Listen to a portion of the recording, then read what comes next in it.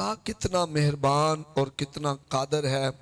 वो मुझे और आपसे प्यार करता है और वो कलाम के वसीला से हमसे बात करता है।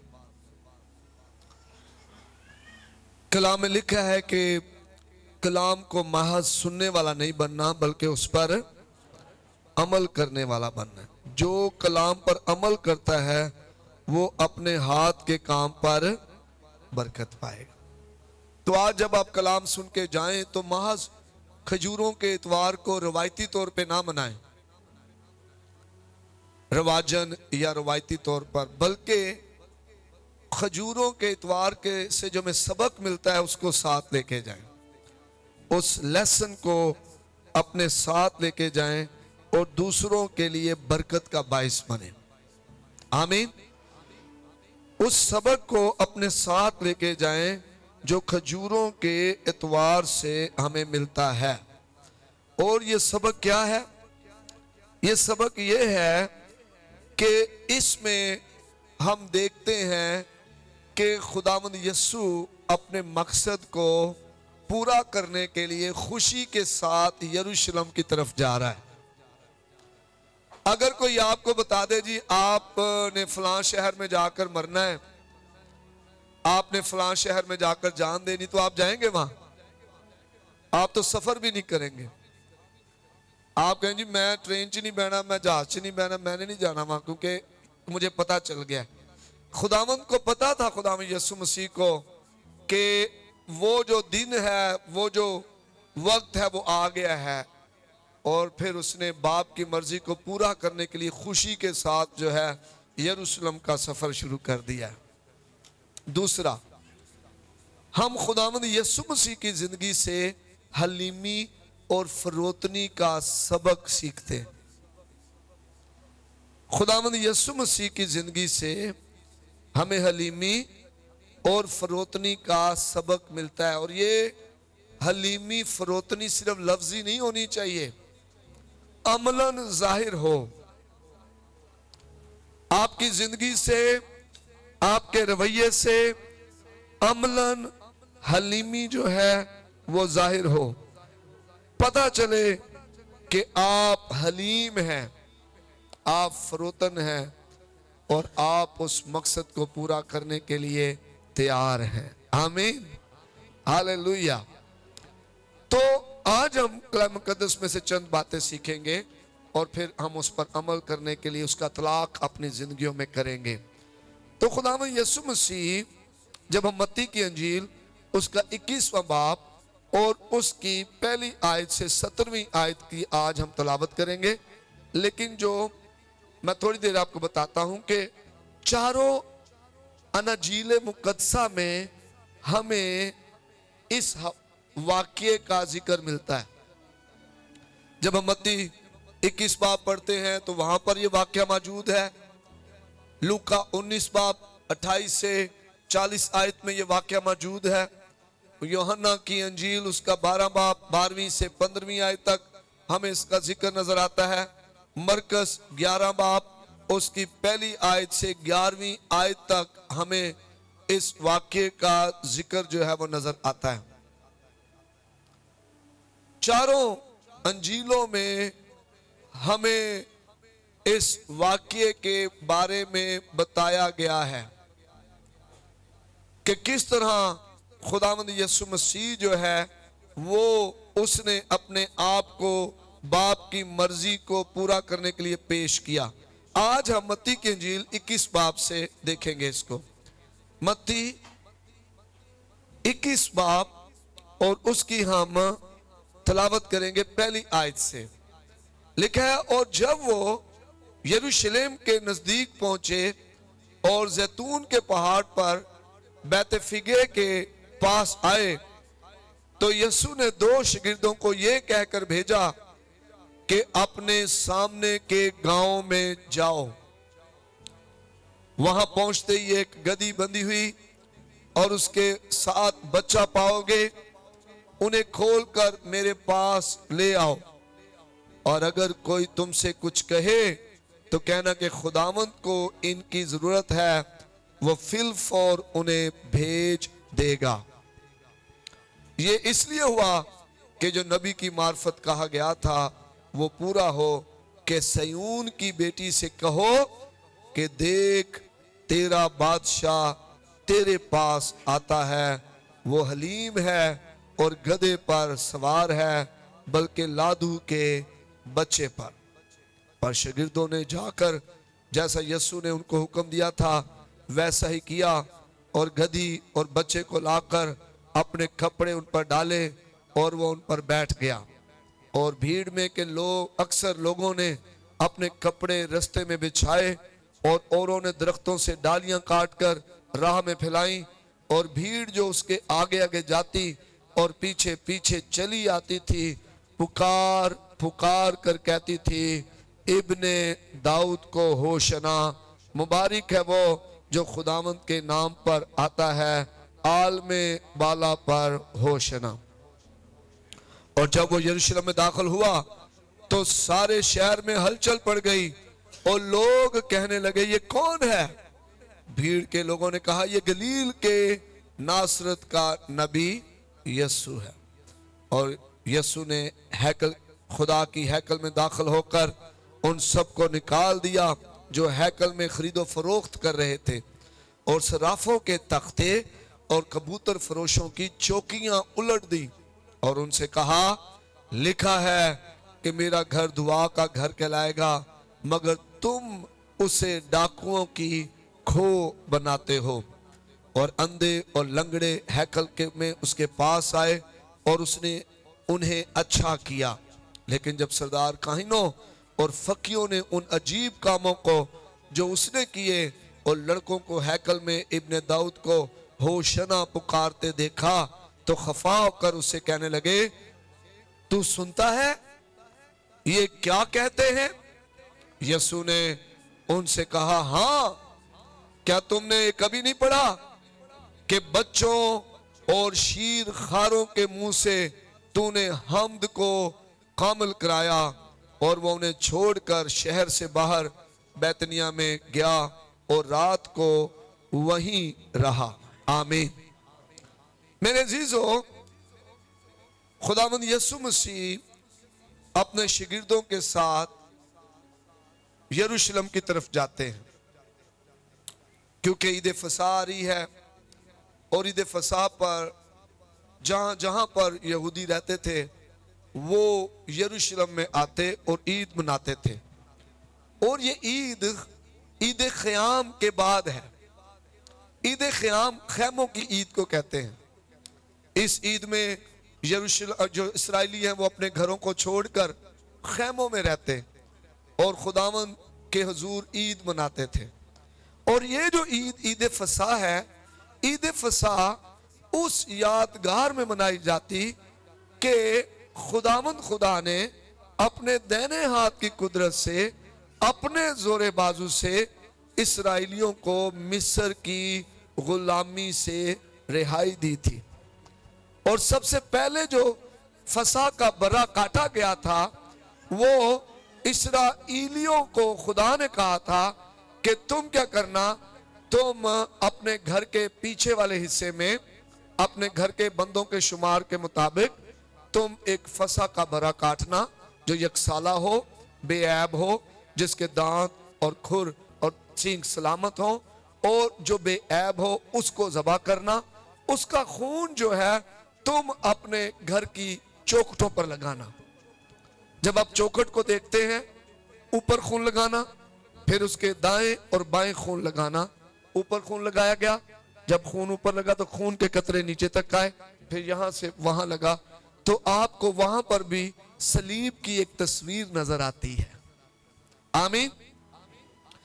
तो और कहा गया, खुदा ने कहा कि जो मौत का फरिश्ता है जिस घर पर ये खून लगा होगा, फसह के बरे का खून, वो फरिश्ता उस घर को छोड़ देगा और जिन घरों में खून नहीं लगा होगा चौखटों पर, उनके पल्लोठे फरिश्ता मार देगा।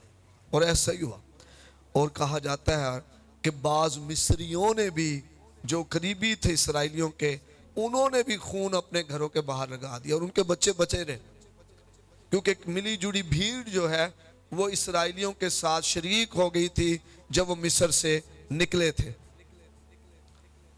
और जिनके घरों में तो खून लगा हुआ था, बरे का खून, फसा का खून, वो तो घर बच गए, लेकिन जिनके घर के बाहर नहीं लगा था उनके पलोठे मर गए।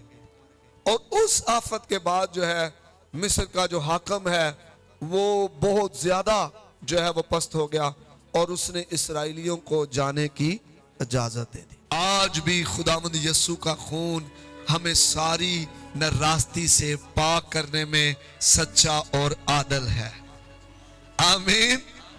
आज भी खुदावंद यीशु का लहू, जब ईमान से हम उस लहू पर ईमान रखते हैं कि मेरी खातर, मेरे गुनाहों की माफी के लिए, मुझे बचाने के लिए, मुझे छुड़ाने के लिए, बाप के साथ मेरे रिश्ते को दोबारा से जोड़ने के लिए मेरे खुदावंद यीशु मसीह ने बेऐब बरे ने सलीब पर खून बहाया है।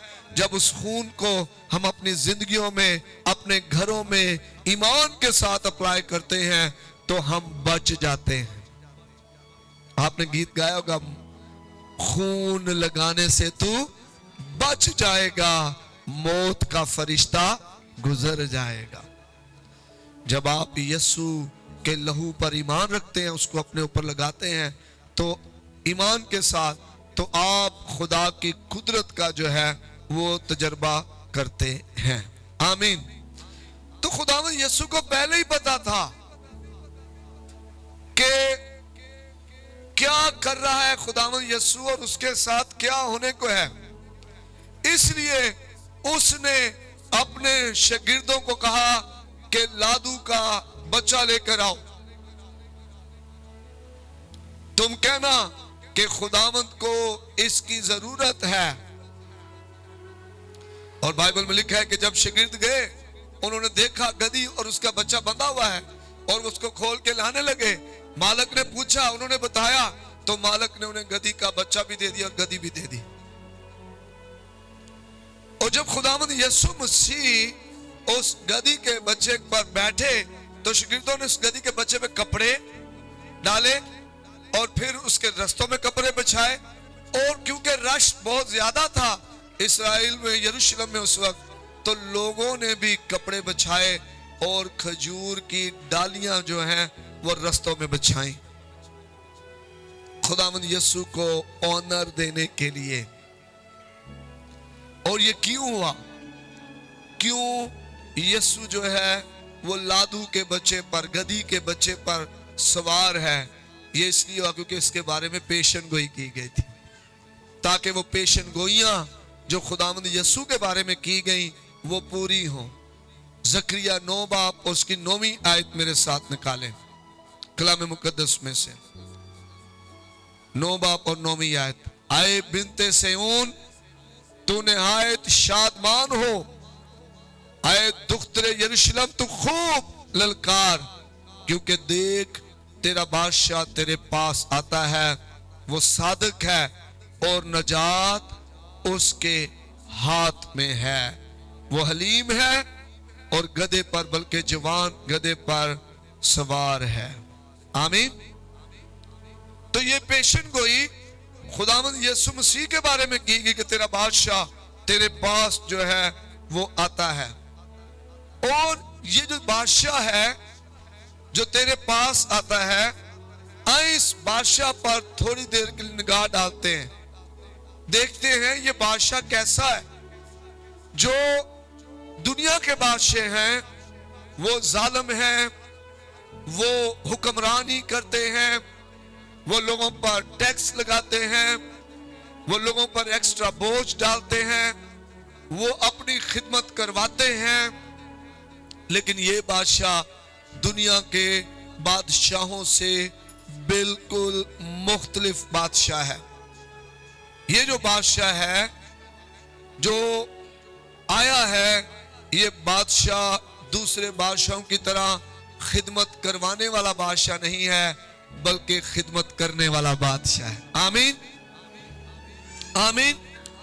ये बादशाह खिदमत करने वाला बादशाह है। ये बादशाह कादर मुतलिक है, ये अल्फा और ओमेगा है, ये अव्वल और आखिर है, ये कुदरत वाला है।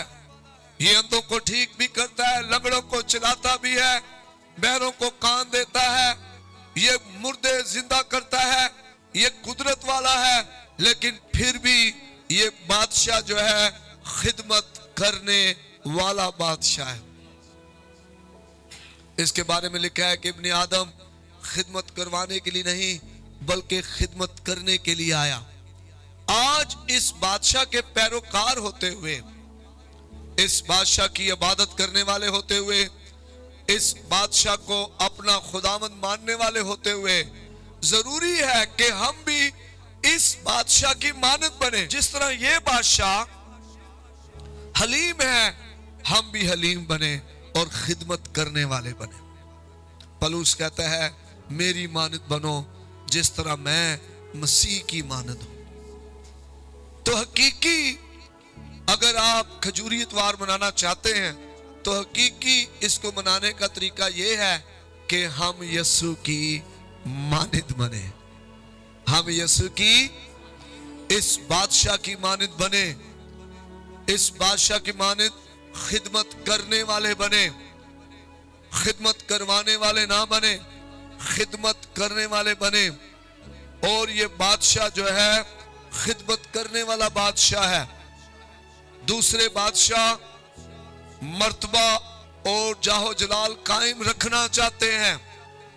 आज कितने लोग कुर्सी की खातर दूसरों को मारते, कत्ल करते, दूसरों को नुकसान पहुंचाते हैं। लेकिन ये बादशाह अपना मर्तबा नहीं चाहता बल्कि ये बादशाह हलीमी की मिसाल कायम कर रहा है। आमीन। जाहो जलाल नहीं चाह रहा, मर्तबा नहीं चाह रहा, बल्कि ये बादशाह हलीमी की मिसाल जो है वो कायम कर रहा है। अब ये दुनिया के जो बादशाह हैं घोड़ों पर सफर करते हैं, घोड़ा जंग की अलामत है, लेकिन ये बादशाह गधी के बच्चे पर आ रहा है, लादू के बच्चे पर सवार होकर ये यरूशलेम में दाखिल हो रहा है। कैसा हलीम बादशाह! ये गधी के बच्चे पर सवार होना हलीमी की अलामत है। हलीमी के साथ वो दाखिल हो रहा है। ये बादशाह जो है ये दाखिल हो रहा है यरूशलेम में। आमीन, आमीन, हालेलुया। अब जब लोग खुदावंद यीशु मसीह का इस्तकबाल कर रहे हैं तो दरअसल वो अपनी खुशी का इजहार कर रहे हैं। उनका इज्जत करने का तरीका यही था। जब आप किसी की इज्जत करते हैं तो गाड़ी साफ सुफ करके कहते हैं जी आओ उस पे बैठो, ऐसे ही है ना। उन्होंने गधे के बच्चे पर जो है वो कपड़ा डाला, फिर बादशाह को बिठाया, फिर गधी के जो बच्चा है उसके रास्ते पे भी कपड़े बिछाए और खजूरों की डालियां बिछाई, इज्जत करने के लिए उस बादशाह की। उस बादशाह को अपना इजहार करने के लिए कि हम तेरी इज्जत करते हैं।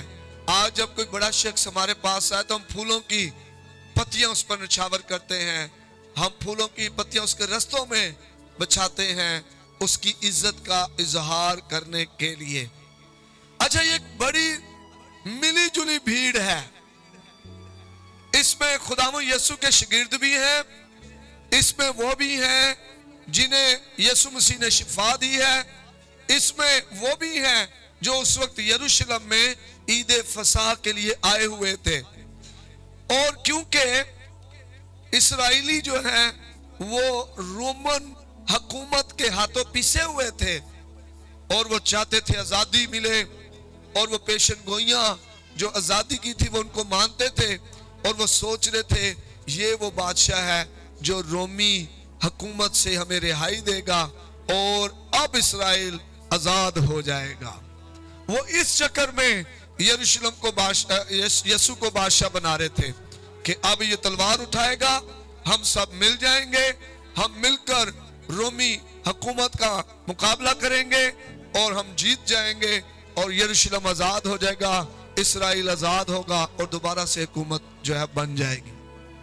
लेकिन उन्हें पता नहीं था कि ये बादशाह बादशाहों का बादशाह है, ये बादशाह पूरी दुनिया कायनात का बादशाह है।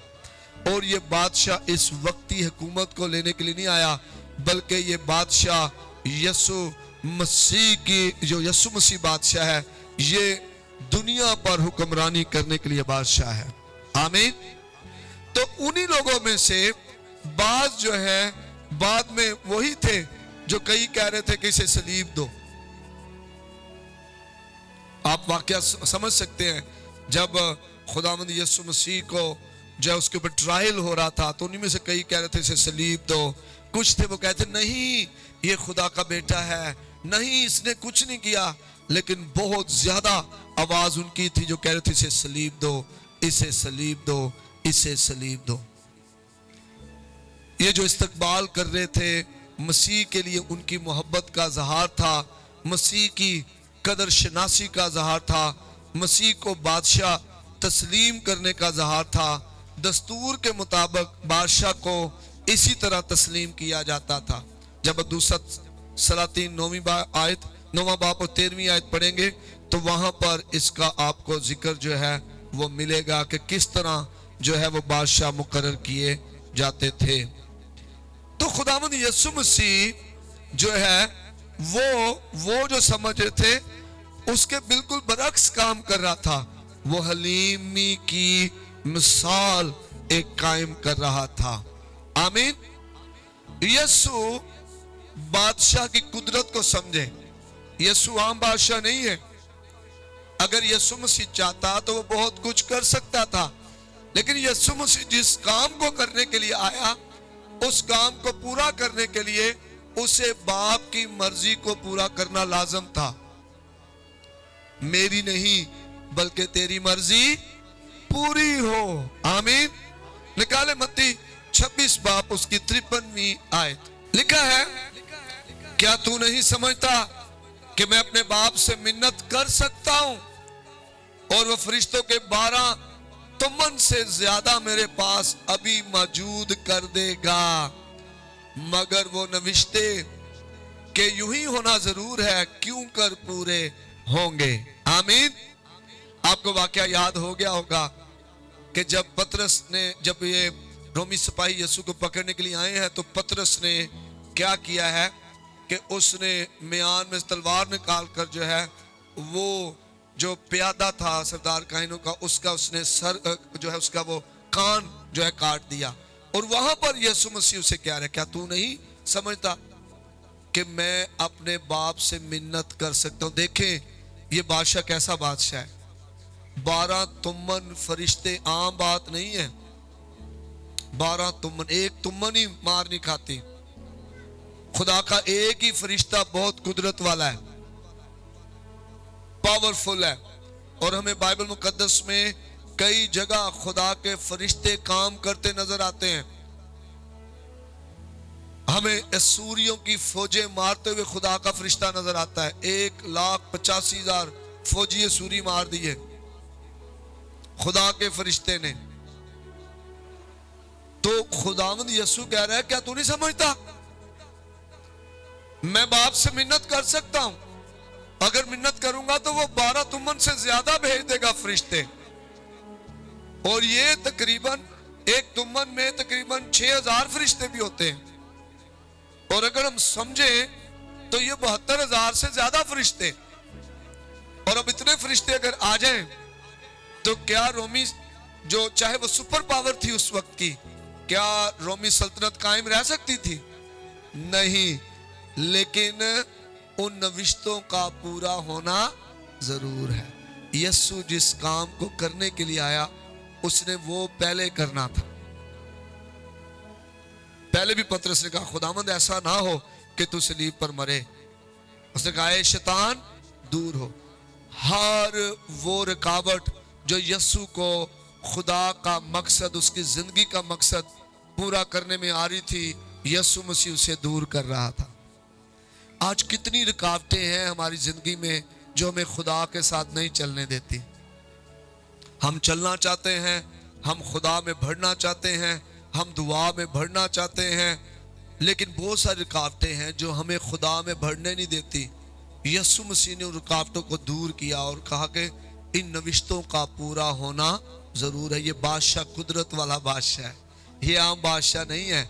ये बाप से दरखास्त करता तो 12 तुमन से ज्यादा फरिश्ते बाप ने भेज देने थे, मगर वो नविश्तों को पूरा करने के लिए आया था। आमीन। फिर देखें लूका 9 बाप उसकी 51 से 55 आयत। लूका 9 बाप। जब वो दिन नजदीक आए कि वो ऊपर उठाया जाए तो ऐसा हुआ कि उसने यरूशलेम जाने को कमर बांधी और अपने आगे कासद भेजे। वो जाकर सामरियों के गांव में दाखिल हुए ताकि उसके लिए तैयारी करें, लेकिन उन्होंने उसको टिकने ना दिया। सुने गौर से, यीशु मसीह इसी सामरिया में था पहले, और वहां उसने उसी कुएं पर जो है वो एक सामरी औरत को जो है उसको सारी हाल बता दिया था। अब खुदावंद यीशु यरूशलेम की तरफ जा रहा है और रास्ते में उसने कहा जी वहां फलां गांव में जाओ और वहां पर जाकर मेरे लिए तैयारी करो, लेकिन उन्होंने यीशु को टिकने ना दिया क्योंकि उसका रुख किस तरफ था? यरूशलेम की तरफ। यीशु उस मकसद को पूरा करने के लिए जा रहा था जिस मकसद को पूरा करने के लिए वो दुनिया में आया था। ये देखकर उसके शागिर्द याकूब और यूहन्ना ने कहा, आए खुदावंद, क्या तू चाहता है कि हम हुक्म दें कि आसमान से आग नाज़िल होकर उन्हें भस्म कर दे जैसा एलिया ने किया? मगर उसने फिर कर उन्हें झिड़का और कहा, तुम नहीं जानते कि तुम कैसी रूह के हो, क्योंकि इब्ने आदम लोगों की जान बर्बाद करने नहीं बल्कि बचाने आया है। फिर वो किसी और गांव में चले गए। आप इस बादशाह की कुदरत को देखें।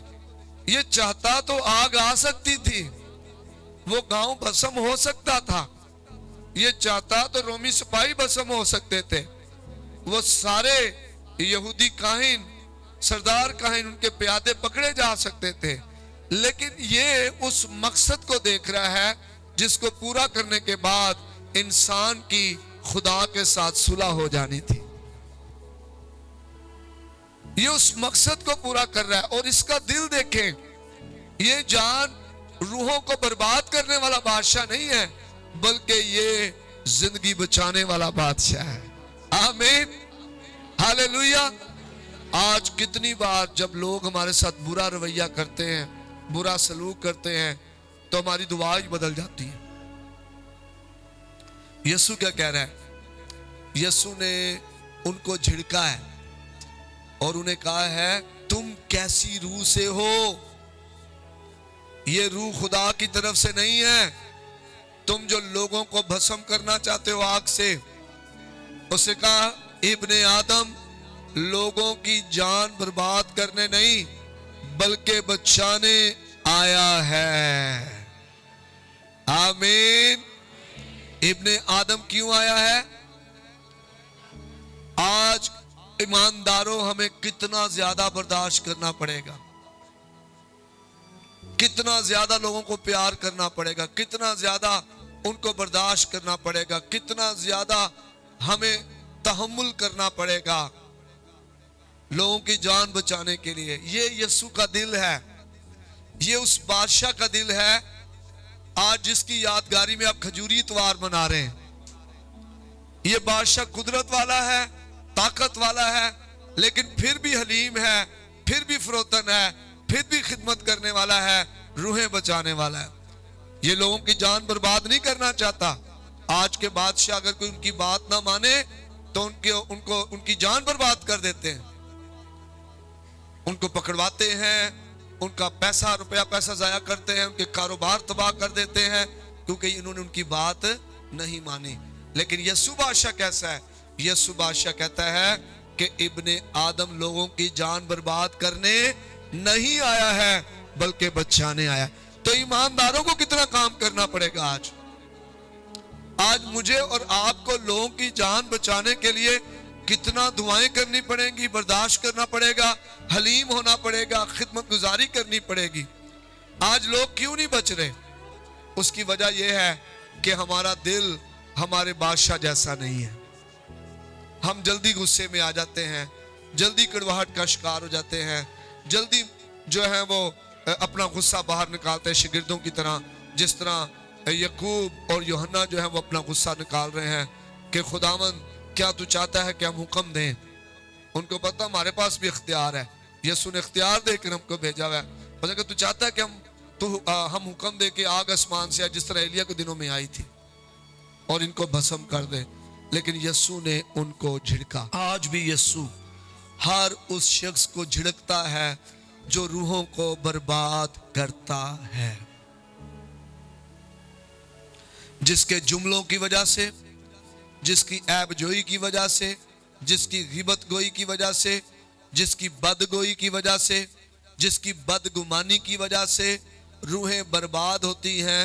आज भी यीशु उनको झिड़कता है। वो लोग कभी तरक्की नहीं कर पाते, कभी उनका रिलेशन खुदा के साथ और गहरा नहीं हो पाता, कभी खुदा की हजूरी उनकी जिंदगी में काम नहीं करती, जो रूहें बर्बाद करते हैं। आप कहेंगे हमने कब बर्बाद किया रूहों को? तो रूहों को बर्बाद करने का तरीके बहुत सारे हैं। किसी को नशे पे लगा देना, ये भी रूहें बर्बाद करना है। किसी को जनाब जिस्मानी ख्वाहिशों में डाल देना, ये भी रूहें बर्बाद करना है। किसी के दरमियान नफाक डाल देना, घरों को तोड़ना फोड़ना, ये भी रूहों को बर्बाद करना है। किसी को चर्च के खिलाफ कर देना, ये भी रूहों को बर्बाद करना है। किसी को इतना ऐबजोई किसी के बारे में करना कि घर टूट जाना, ये भी रूहों को बर्बाद करना है। अपने किरदार से, अपने अमल से, अपने जुमलों से हम रूहें बर्बाद कर देते हैं। तो यीशु मसीह ने झिड़कता है जो रूहें बर्बाद करते हैं। और यीशु ने कहा कि इब्ने आदम जो है लोगों की जान बर्बाद करने नहीं बल्कि बचाने आया है। आमीन। तो ये बादशाह अलग तरह का बादशाह है, इसकी रूह बिल्कुल चेंज है। ये रुल्कुस की कुदरत वाला बादशाह है, और रुल्कुस के बारे में लिखा है कि रूह का ज़हूर फायदा पहुंचाने के लिए है। आमीन। तो इस बादशाह को हमें समझना पड़ेगा। अब हासिल कलाम यह है कि यीशु मसीह के साथ आज हम अपने रिश्ते पर गौर करें। क्या वो मेरी जिंदगी का बादशाह है? अगर वो मेरी जिंदगी का बादशाह है तो मैं खिदमत करवाने वाला नहीं, खिदमत करने वाला बनूंगा। अगर वो मेरी जिंदगी का बादशाह है तो मैं फखर, गरूर, घुमंड वाला नहीं, हलीमी वाला बनूंगा। माफ करने वाला, सब्र करने वाला, तहब्बुल करने वाला और खुदा को पहला दर्जा देने वाला। अगर वो मेरी जिंदगी का बादशाह है तो मैं रूहों को बर्बाद करने वाला नहीं, रूहों को बचाने वाला बनूंगा। फिर मेरे जुमलों से, मेरे अमल से रूहें बर्बाद नहीं होंगी, बल्कि फिर रूहें बचाई जाएंगी। ये इस तरह का, क्या मैं इस तरह का बंदा हूं? क्या मेरा रिश्ता जो है मेरे बादशाह के साथ गहरा है? कहीं ऐसा ना हो कि एक दिन जब खुदा में यीशु आए तो हम उसे कहे खुदावंद हमने तेरी बड़ी इबादत की है, हमने बड़े हदिये दिए हैं, हमने खुदा बड़ा टीम में काम किया है, हमने खुदा मुर्दों को जिंदा किया, हमने बीमारों को शिफा दी, बुजुर्गों को आजाद किया, और खुदा मेरी तुमसे कोई वाकफियत ना थी। और वजह क्या है? क्योंकि हमारा रिश्ता उस बादशाह के साथ अच्छा नहीं था। हमें इस बादशाह की तरह उसके रूह जैसा बनना है, रूहें बचाने वाला ना के बर्बाद करने वाला। आमीन। तो आज सोचना यह है इस खजूरी इतवार पर कि मैं कैसे यीशु पर ईमान और उसकी फरमाबरदारी में बढ़ सकता हूं। क्या करूं कि यीशु मसीह पर मेरा ईमान और बढ़े? मैं क्या करूं कि यीशु मसीह की फरमाबरदारी में मैं और बढ़ूं? आप फरमाबरदारी देखें ना, शागिर्द कह रहे, खुदा में यीशु ने कहा जाओ भाई तुम जाके मेरा नाम लेना और वो दे देगा, उनकी फरमाबरदारी। फिर जैसे उन्होंने बताया खुदावंद को जरूरत है मालिक की फरमाबरदारी, उसने गधी भी दी और उसका बच्चा भी दे दिया। आप फरमाबरदारी देखें कि आज हम इतने फरमाबरदार हैं कि जब खुदावंद हमसे कुछ मांगे हम अपना आप देने के तैयार हो जाए। आमीन, हालेलुया। और हमें इस वक्त ये भी दुआ करने की जरूरत है कि हम यीशु की पहली आमद के मकसद को समझें। खुदा मुझे हिकमत दे, मैं यीशु मसीह की पहली आमद के मकसद को समझ सकूं। आज कितनी बार इस बादशाह को हम रद्द कर देते हैं, कितने नौजवान बेटे बेटियां इस बादशाह को रद्द कर देते हैं। गैर कौमों में शादी करके ये बादशाह मना करता है, और कितने बेटे बेटियां जो है वो इस बादशाह को छोड़कर दुनिया की तरफ चले जाते हैं, मजहब छोड़ देते हैं। कितने माँ बाप आज फेल हो गए हैं अपने बच्चों को इस बादशाह के साथ मिलवाने में। वो उनकी तरबियत नहीं कर पाए, और उन्होंने अपने बच्चों की जो अपने बच्चों का तारुफ जो है दुनिया से करवाया, टीवी से, मोबाइल से, जिस्म के कामों से करवाया, दुनिया के रिश्तों से करवाया, और फिर वो बच्चे बर्बाद हो जाते हैं। तो यही वालिदैन फिर दुख करते हैं। कल रात एक बेटा मुझे कह रहा था, अब बेटा वो बड़ा है, बहुत बड़ा उम्र का बच्चा है वो, तो वो मुझे कल कह रहा था कि मेरे बाप ने मुझे रोशनी नहीं दिलाई, उसने मुझे पढ़ाने के लिए नहीं भेजा। बहुत बड़ा, उसके अपने बच्चे भी हैं, शादी भी उसने की हुई है। उसने कहा क्या मेरा बाप इसका कसूरवार नहीं है? आज हमें समझने की जरूरत है। आज शायद बच्चे उनको प्यार से समेट कर तरबियत कर कर हमें इस बादशाह के साथ मुतारफ करवाना है। एक दफा जब इनका तारुफ उस बादशाह से हो गया ना, जब रिश्ता जुड़ गया, तो ये स्टिफनेस की तरह मार खाने से भी नहीं बचेंगे। ये कहेंगे कोई बात नहीं, ये खुशी के साथ अपने आप को मरने के लिए दे देंगे। आमीन, हालेलुया। ये यीशु को नहीं छोड़ेंगे, ये यीशु को नहीं छोड़ेंगे, बल्कि ये संसार होने के लिए भी अपना आप पेश कर देंगे। हमें हर रोज अपने बच्चों को यीशु के साथ मुतारफ करवाना है, उन्हें बताना है कि यीशु के साथ जुड़े रहने से क्या है। यीशु मसीह ने कहा था, मुझसे जुदा होकर तुम कुछ नहीं कर सकते। हमारे लोग आज दुनिया के साथ जुड़ रहे हैं और वो सोच रहे हैं कि यार यीशु के साथ जुड़कर हमें कुछ नहीं मिलेगा, लेकिन मैं आपको बता दूं, यीशु के साथ जुड़े रहने से ही हमें सब कुछ मिलेगा। अगर आज मुआशरे में परेशानियां बढ़ रही हैं, मुआशरे में अगर हमारी बेटियां जो है गैर कौमों की तरफ जा रही हैं, हमारे बेटे गैर कौमों की तरफ जा रहे हैं और सिर्फ जिस्मानी ख्वाहिश के लिए मजहब बदल रहे हैं, तो उसकी वजह यह है कि हमने अपने बच्चों का तारुफ जो है इस बादशाह के साथ नहीं करवाया। आए अपने बच्चों का तारुफ इस बादशाहों के बादशाह के साथ करवाएं। छोटे होते ही उनके लिए दुआ करें, पैदा होने वाले हैं दुआ करें, शादियां नहीं हुई, शादी होने वाली है दुआ करें, नस्लों के लिए दुआ करें, जिनके बच्चे हैं उनके लिए दुआ करें, जब बच्चे पैदा हो जाए उनके लिए दुआ करें, जब बड़े हो रहे हो शादियों से पहले उनके लिए दुआ करें।